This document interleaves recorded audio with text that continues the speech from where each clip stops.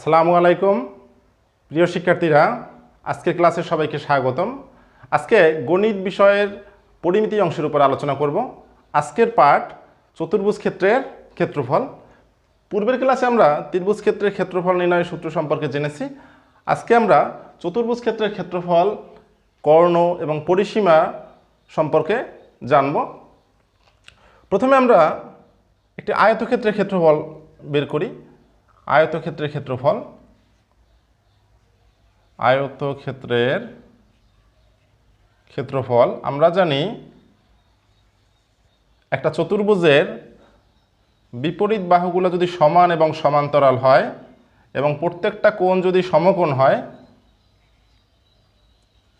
তাহলে ওই চতুর্ভুজ ক্ষেত্রটির নাম হচ্ছে আয়তক্ষেত্র। এখানে ABCD হলো একটি আয়তক্ষেত্র। এখানে AB এবং CD সমান সমান বাহু, BC এবং AD সমান সমান বাহু। তো আমরা যদি A এবং C যোগ করি তাহলে এটা হচ্ছে আয়তক্ষেত্রের একটি কর্ণ। AC কর্ণটি এই আয়তক্ষেত্রটিকে দুই ভাগে ভাগ করলো। তাহলে ABCD এর ক্ষেত্রফল, অর্থাৎ এই আয়তক্ষেত্রের ক্ষেত্রফল, এর ক্ষেত্রফল আমরা যদি এইভাবে বের করি, যেহেতু সমান দুই ভাগে ভাগ হয়েছে, তাহলে যে কোনো একটা ত্রিভুজ ক্ষেত্র ধইরা আমরা 2 দ্বারা গুণ করি। 2 ইন্টু ত্রিভুজ ABC এর ক্ষেত্রফল, অর্থাৎ ABC এর ক্ষেত্রফলকে 2 দ্বারা গুণ করলে আমরা আয়তক্ষেত্রের ক্ষেত্রফল পাবো। তাহলে এখানে ABC একটা আয়তক্ষেত্র, যেহেতু এটা প্রত্যেকটা কোণ সমকোণ, যেহেতু আয়তক্ষেত্র অর্থাৎ প্রতিটা কোণ সমকোণ, তাহলে এখানে যদি AB বা A যদি ভূমি হয়, তাহলে এর উপরে BC বা B হচ্ছে উচ্চতা। তাহলে আমরা জানি ত্রিভুজ ক্ষেত্রের ক্ষেত্রফল হাফ ইন্টু ভূমি ইন্টু উচ্চতা, অর্থাৎ AB। তাহলে 2 2 বাদ যায়, তো এখানে লেখা যায় A ইন্টু B। অর্থাৎ ABCD আয়তক্ষেত্রের ক্ষেত্রফল হচ্ছে এটার দৈর্ঘ্য ইন্টু প্রস্থ। এখানে দৈর্ঘ্য A এবং প্রস্থ হচ্ছে B। তা এই কারণে ABCD আয়তক্ষেত্রের ক্ষেত্রফল হচ্ছে AB, অর্থাৎ দৈর্ঘ্য ইন্টু প্রস্থ। এবার আসি আমরা এই আয়তক্ষেত্রের পরিসীমা। এই আয়তক্ষেত্রটির পরিসীমা হবে, পরিসীমা মানে এখানে যে 4টা বাহু আছে সেই 4টা বাহুর দৈর্ঘ্যের যোগফল। তাহলে আমরা সিরিয়ালে যোগ করে যাই, A plus B plus A plus A। তাহলে এখানে দুইটাই আছে, 2A প্লাস 2B, সরি এটা B, 2A plus 2B, 2 into A plus B। অর্থাৎ যে বাহু দুইটা দেওয়া আছে সেই বাহু দুইটার যোগফলকে 2 দ্বারা গুণ করলে এটা পরিসীমা পাওয়া যাবে, 2 ইন্টু A প্লাস B। এবার আসি এই যে কর্ণ AC, এটা আমরা D দ্বারা প্রকাশ করতে পারি। এই কর্ণের দৈর্ঘ্য, AC কর্ণের দৈর্ঘ্য আমরা নির্ণয় করব। সেটা কিভাবে? যেহেতু ABC একটা সমকোণী ত্রিভুজ, সমকোণী ত্রিভুজ ABC, সমকোণী ত্রিভুজ ABC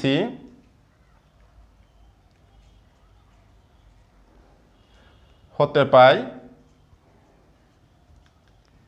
আমরা পিথাগোরাসের সূত্র জানি যে অতিভুজ স্কয়ার সমান লম্ব স্কয়ার প্লাস ভূমি স্কয়ার। যেহেতু এটা সমকোণ, সমকোণের বিপরীত বাহু হচ্ছে অতিভুজ, তাহলে অতএব লেখা যায় AC স্কয়ার অর্থাৎ অতিভুজ স্কয়ার, লম্ব স্কয়ার মানে BC square plus AB square. অতএব আমরা এভাবে লিখতে পারি যে AC স্কয়ার, BCর মান হচ্ছে B square plus A square. তাহলে শুধু AC বা কর্ণ AC, তাহলে AC স্কয়ার, AC সমান হবে √A square plus B square. তাহলে AC হচ্ছে কর্ণ, অতএব কর্ণ AC সমান এই যে বাহুগুলো দেওয়া আছে সে বাহুগুলোর বর্গের যোগফলের বর্গমূল, এটা হচ্ছে কর্ণের দৈর্ঘ্য। বাহুগুলোর বর্গের যোগফলের বর্গমূল হচ্ছে কর্ণের দৈর্ঘ্য। তো এই গেল আয়তক্ষেত্রের ক্ষেত্রফল, কর্ণ এবং পরিসীমা সম্পর্কে আলোচনা। এবারে আমরা সাথে বর্গেরটা আগে জেনে নিই। বর্গক্ষেত্রের ক্ষেত্রফল, কারণ এটার সাথে মিল আছে। বর্গক্ষেত্রের ক্ষেত্রফল, বর্গক্ষেত্রের ক্ষেত্রফল। তো আমরা জানি একটা চতুর্ভুজের 4টা বাহু যদি সমান হয়, চতুর্ভুজের 4টা বাহু সমান, ABCD একটা চতুর্ভুজ, তার প্রত্যেকটা বাহু সমান এবং প্রত্যেকটা কোণ হচ্ছে সমকোণ যদি হয়, তাহলে এই চতুর্ভুজকে বলা হয় বর্গক্ষেত্র। এই চতুর্ভুজ ক্ষেত্রের নাম হচ্ছে বর্গক্ষেত্র বা বর্গ। তো এই বর্গক্ষেত্রের ক্ষেত্রফল আমরা এইমাত্র আয়তক্ষেত্রের যে সূত্র জানলাম, সেই আয়তক্ষেত্রের ক্ষেত্রফল থেকে আমরা এটা বের করতে পারি যে ABCD এর ক্ষেত্রফল আমরা পেয়েছিলাম দৈর্ঘ্য ইন্টু প্রস্থ, দৈর্ঘ্য ইন্টু প্রস্থ, অর্থাৎ আয়তক্ষেত্রের ক্ষেত্রফল আমরা পেয়েছিলাম দৈর্ঘ্য ইন্টু প্রস্থ। কিন্তু এখানে দৈর্ঘ্য এবং প্রস্থ দুইটাই সমান, তাহলে এখানে বর্গের ক্ষেত্রফল অর্থাৎ বর্গক্ষেত্রটির ক্ষেত্রফল হচ্ছে বর্গক্ষেত্রের বাহুর বর্গ অর্থাৎ A²। এবার আসি আমরা পরিসীমা। এই ক্ষেত্রটির পরিসীমা হচ্ছে, যেহেতু 4টাই আছে আমরা যোগ করে যেতে পারি, 4টায় অর্থাৎ 4A, এবং কর্ণের দৈর্ঘ্য আমরা আয়তক্ষেত্রে কর্ণের দৈর্ঘ্য পেয়েছিলাম √A² plus B², √A² plus B²। যেহেতু এখানে সবগুলা বাহু সমান, তাহলে আমরা B এর বদলেও এটা বসাই দিতে পারি A² প্লাস A² সমান √2A²। এটাকে আমরা যদি এটা বাইরে নিয়ে আসি, তাহলে এটা এইভাবে লেখা যায় A√2। তাহলে কর্ণের দৈর্ঘ্য হচ্ছে A√2, কর্ণের দৈর্ঘ্য এটা হচ্ছে A√2। অনেকে কর্ণের দৈর্ঘ্যকে এইভাবে লেখে √2A, এটা ঠিক আছে, কিন্তু তাড়াহুড়া করতে যাই অনেক সময় এরকম হয়ে যায় √2A, এবং এখানে এর মান যদি বর্গমূলের ভিতরে বসাই সেক্ষেত্রে ভুল হওয়ার একটা সম্ভাবনা থাকে। তো এক্ষেত্রে যদি আমরা কর্ণের দৈর্ঘ্যটা এভাবে লিখি, এটা ভুল হওয়ার সম্ভাবনাটা কম থাকবে। তো যা হোক, আমরা এবার সামান্তরিক ক্ষেত্রের ক্ষেত্রফল সম্পর্কে জানব। বিপরীত বাহুগুলা সমান এবং সমান্তরাল, কিন্তু কোণগুলো সমকোণ নয় বা সমকোণ হওয়াটা আবশ্যক না, এরকম যদি হয়, ABCD একটা সামান্তরিক, যেহেতু এর বিপরীত বাহুগুলা এটা A এবং অপর বাহু দুটা হচ্ছে B, তাহলে এটা হচ্ছে একটা সামান্তরিক। তো সামান্তরিকের ভূমি এবং উচ্চতা দেওয়া আছে, ভূমি দেওয়া আছে এবং উচ্চতা দেওয়া আছে। তো এইরকম একটা সামান্তরিকের আমরা ক্ষেত্রফল নির্ণয় করব। সামান্তরিকের ভূমি দেওয়া আছে, ভূমি A, উচ্চতা H, এই দুইটা দেওয়া আছে। আমরা এটা নির্ণয় করব, অর্থাৎ এখান থেকে AB এর উপর লম্ব, এটা হচ্ছে উচ্চতা। প্রমাণের স্বার্থে আমরা এটা B এবং D যোগ করে নেই।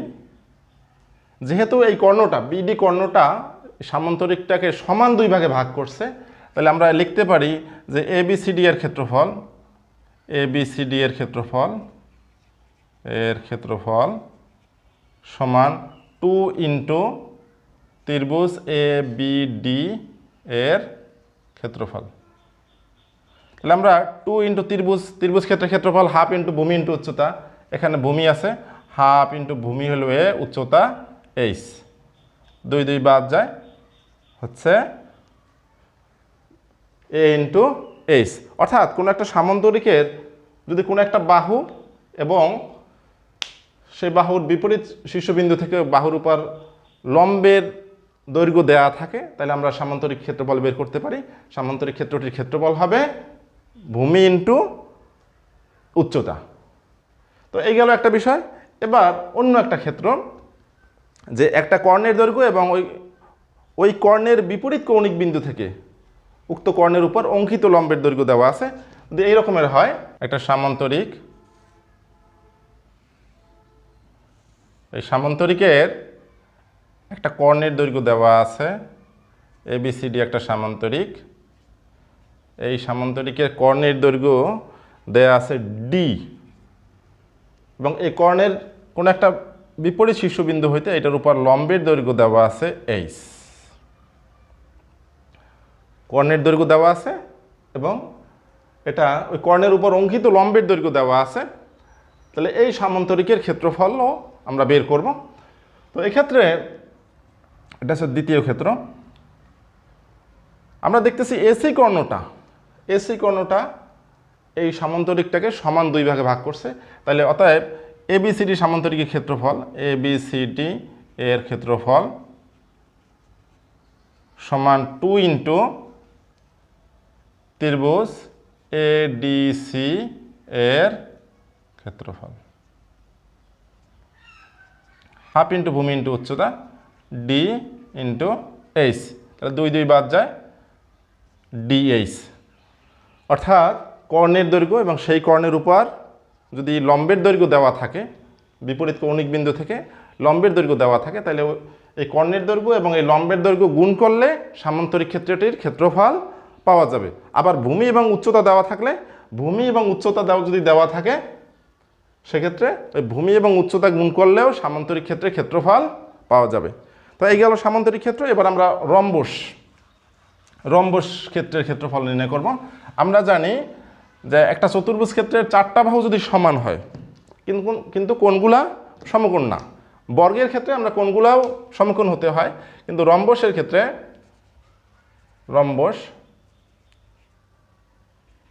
এর ক্ষেত্রফল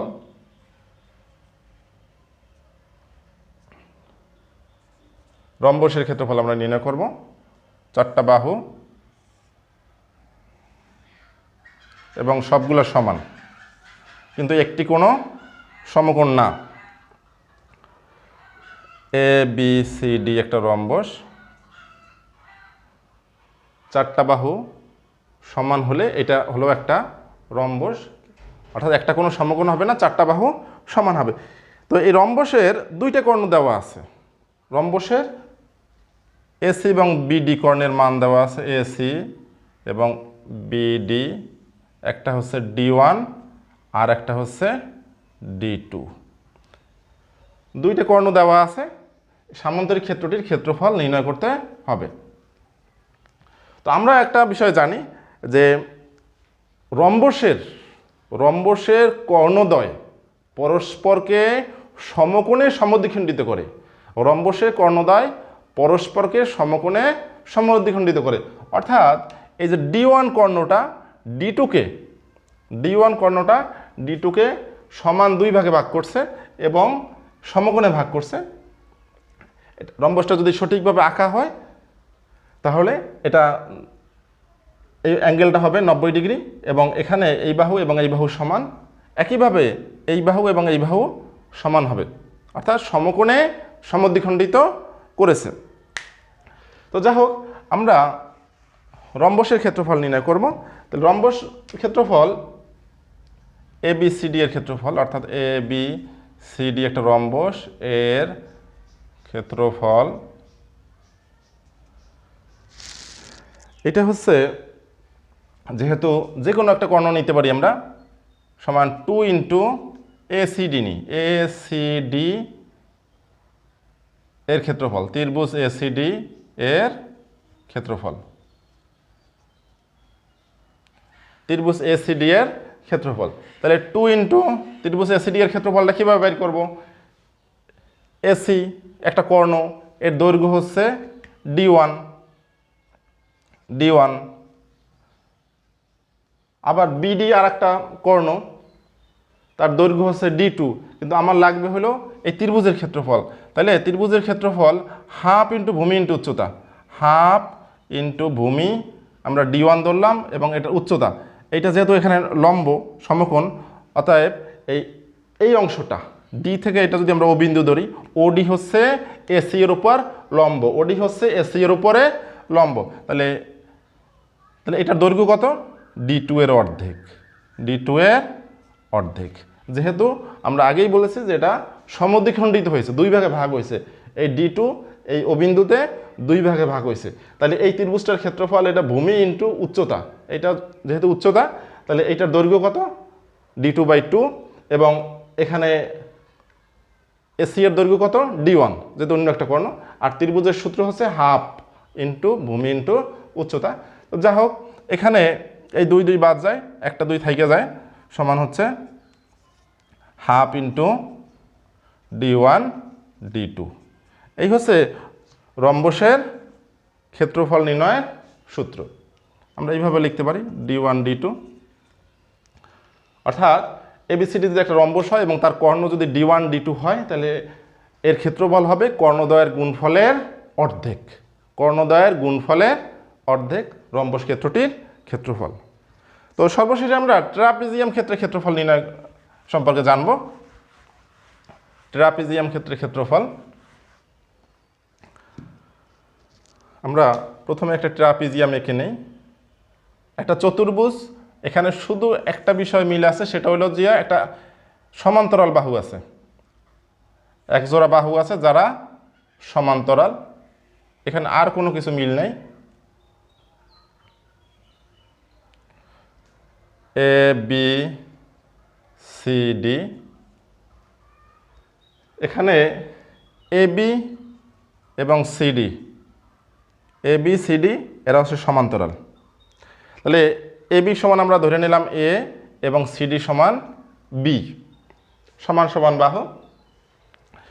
তো এটা এদের মধ্যবর্তী লম্ব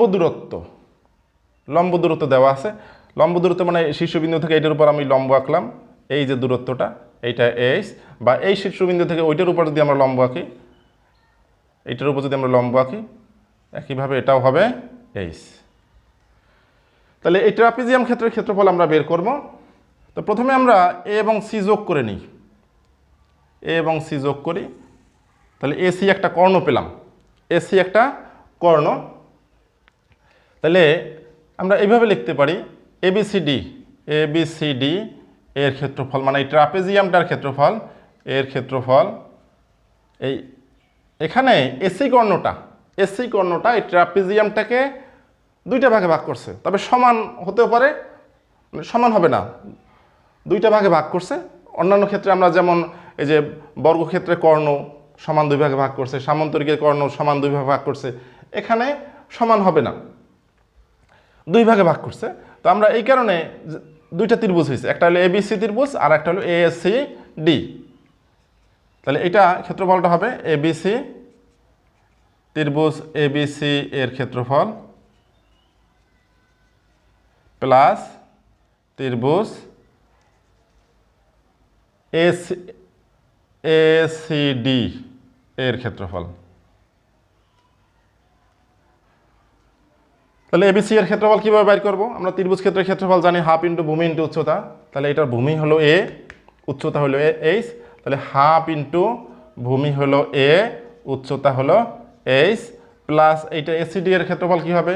ভূমি হলো এখানে বি, হাফ ইন্টু বি, আর এক্ষেত্রে উচ্চতা হলো এইচ, বি এইচ। তাহলে এখানে কমন যায় কি? হাফ এইচ কমন যায়, এ প্লাস এখানে থাকে এ, এখানে থাকে B, half h A plus B, অর্থাৎ উচ্চতার অর্ধেক ইন্টু এই সমান্তরাল বাহুদের যোগফল, এইভাবে লিখতে পারি।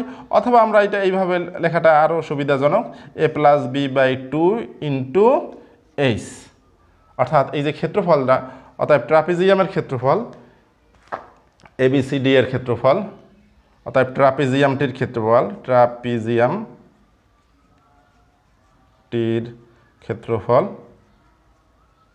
সমান হচ্ছে A plus B by 2 into H. তো এই ছিল বিভিন্ন রকমের চতুর্ভুজ ক্ষেত্র, যেমন আয়তক্ষেত্র, বর্গক্ষেত্র, সামান্তরিক, রম্বস, ট্রাপিজিয়াম ক্ষেত্রের ক্ষেত্রফল নির্ণয়ের বিভিন্ন সূত্র। আশা করি ক্লাসটি সবার ভালো লেগেছে।